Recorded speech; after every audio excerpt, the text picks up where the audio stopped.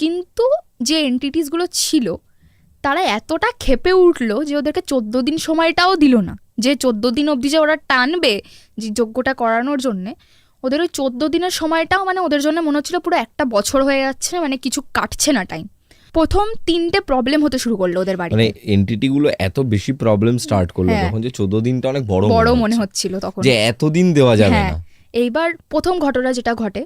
যেটা শোনার পরে অ্যাকচুয়ালি আমরা সব বন্ধুরা ডিসাইড করি যে এবার না ওর বাড়িতে একদিন আমরা চল, ওর বার্থডে পড়বে সেদিনকে যাব ওর বাড়িতে, গিয়ে আমরা দেখবো যে আদেও কথাগুলো সত্যি কিনা নাকি সব ঢপবাজি দিচ্ছে। তো ও আমাদেরকে যে রোজই এসে বলতো। এবার এই ঘটনাটা ঘটে যে